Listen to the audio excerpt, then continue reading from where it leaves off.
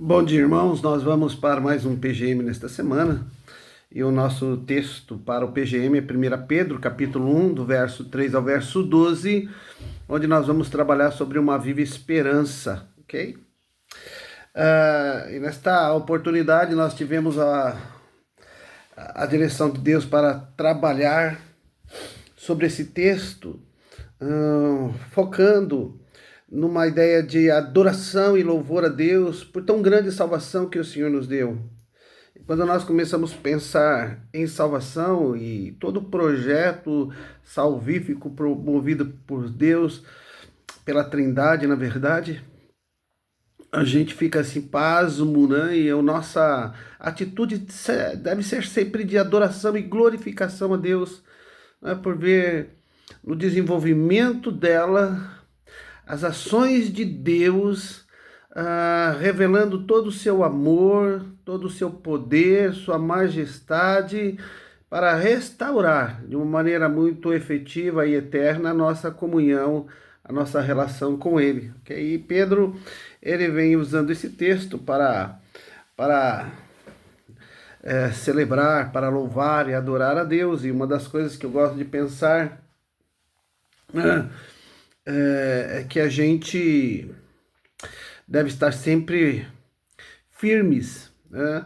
Caminhando firmes nessa grande salvação, a qual Pedro ele faz questão de trabalhar dentro de uma proposta teológica, né? Do já e o ainda não. Ora, Pedro vai falar sobre essa salvação que já é uma realidade para a minha vida e para a sua, mas que ela ainda não está completada, ou seja, não está plena. Isso só vai acontecer a plenitude desta salvação em Cristo Jesus, na sua volta, onde estaremos com Ele no céu e viveremos uma eternidade com Ele.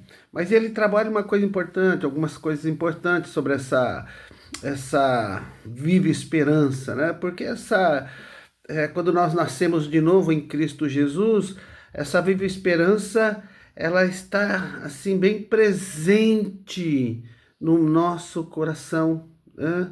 Porque os nossos olhos estão sempre voltados para Deus, para aquilo que Ele quer, tem preparado para a minha vida e para a sua.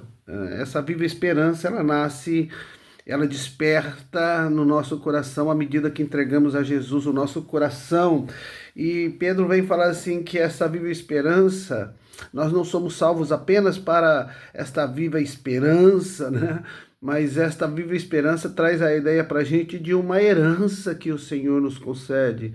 E herança, ela é algo que Deus conquistou para nós, né? E ele vai dizer assim, olha, conforme a sua grande misericórdia, ele nos regenerou para uma viva esperança por meio da ressurreição de Cristo dentre os mortos. Essa viva esperança, ela vem com a presença da regeneração em nossas vidas, para que a gente possa tomar posse de uma grande herança, da herança que nos aguarda na volta de Jesus, ok? E essa herança, diz Pedro, ela tem algumas características, né? Ela é alguma coisa incorruptível, ela não perece, ela não pode ser corrompida pela imoralidade, pela idolatria, né? É algo que Deus conquistou para nós e realizou para nós que não se estraga, não se deteriora, né?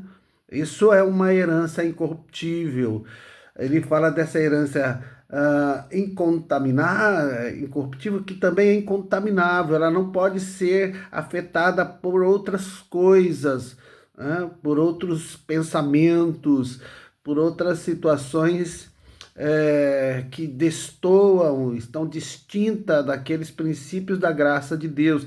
Então é uma salvação que o Senhor nos concede e que, à medida que nós vivenciamos ela com muita intensidade, ela não pode ser, né, de maneira alguma, ser afetada por coisas de fora, e ela é inacessível também, né? Quando Pedro está usando essa palavra inacessível, ele o faz também no tocante à palavra de Deus. em 1 Pedro 21, 24, 25, Pedro diz assim: toda a humanidade é como a relva, e toda a relva tem a sua glória, e essa glória é como a flor da relva. A relva murcha e cai a sua flor, mas a palavra do Senhor permanece para sempre. Ou seja, essa salvação que é uma herança de Deus para nós, que é imarcessível, ela não perde o seu vigor. Ela sempre está pulsando dentro do nosso coração. Então, quando nós pensamos nessa salvação que o Senhor concede à nossa vida, que começa aqui na minha entrega de vida ao Senhor, ela tem essas características, querido. Ela é incorruptível. Né? A salvação, ela não pode ser marcada por corrupção, por ser contaminável, aberta a situações de deterioração. Ela está sempre vigorosa, ok? E essa herança, diz Pedro, ela vai ser, ela está preservada e guardada a nós, irmãos, por uma fé genuína, diz Pedro. Ele vai falar assim, olha, a herança guardada nos céus para vocês, né? Mediante a fé, são protegidos pelo poder de Deus até chegar à salvação prestes a ser revelada nos últimos dias. Como nós podemos entender o que ele está dizendo? Olha, nós recebemos uma salvação que está se desenvolvendo no contexto desta existência e que ela já é uma realidade lá no céu. Ok? Bom, e o que protege essa nossa salvação é a fé. E uma fé genuína, não é qualquer fé, mas uma fé verdadeira. E esta fé verdadeira, ela tem algumas coisas que precisam estar presente nela, né? Primeiro é aquela questão do poder de Deus, né? A fé, ela traz a existência que não existe.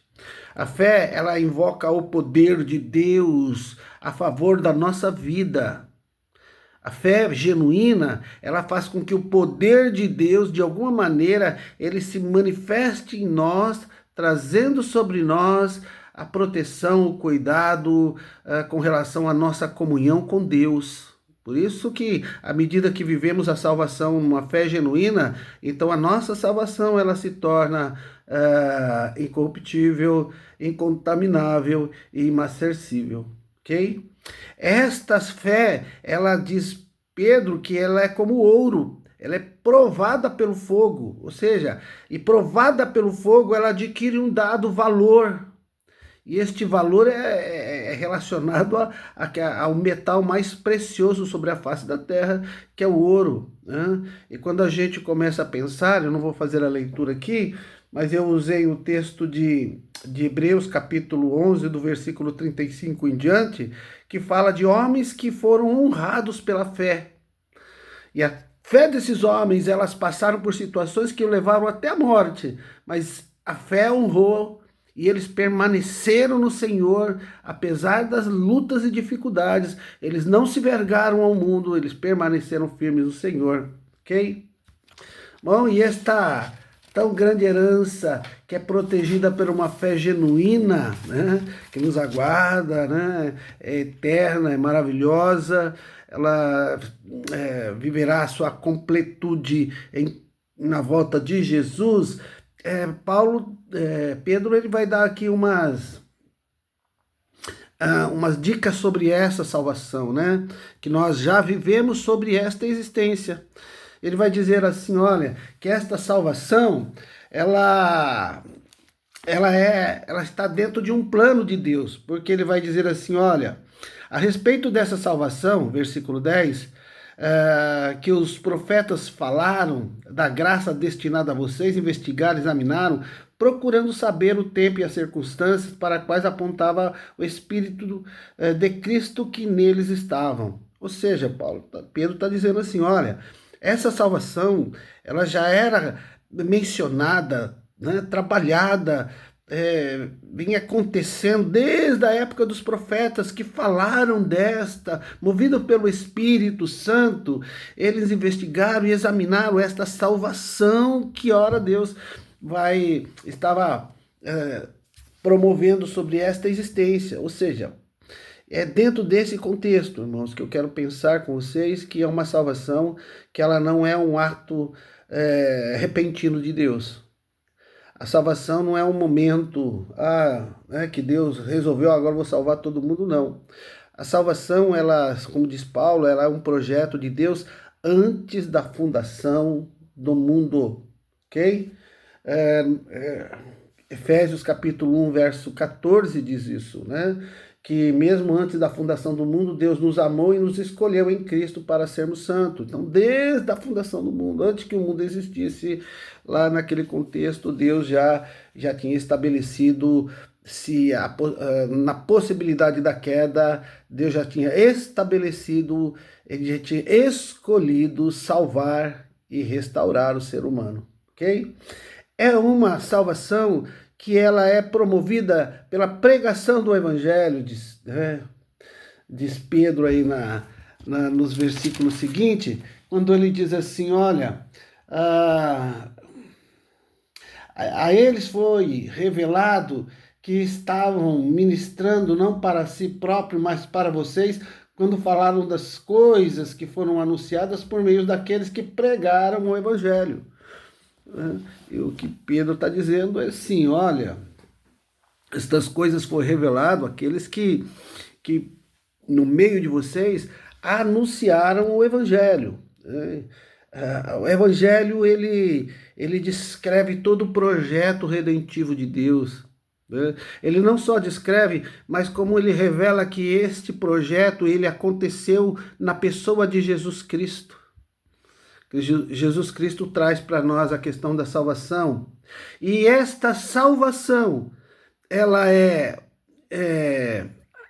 aplicada no coração do ser humano pela pessoa do Espírito Santo de Deus, né?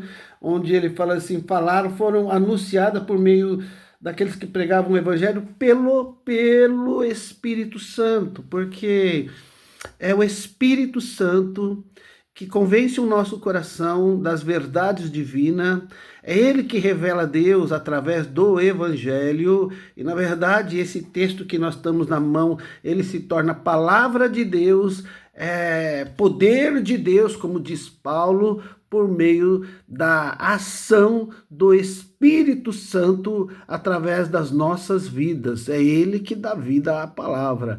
Então, queridos, é uma salvação que ela tem a ver com a promessa, com o projeto redentivo de Deus desde a fundação do mundo. É uma salvação que ela é descrita, anunciada, proclamada pelo Evangelho e pelo poder do Espírito Santo, ok? Então nós devemos, como diz Pedro, né, louvar, exaltar, bendizer, glorificar a Deus por tão grande salvação e pela esperança viva que bate no nosso coração. Amém? Que Deus te abençoe, tenha um bom PGM com seus liderados em nome de Jesus.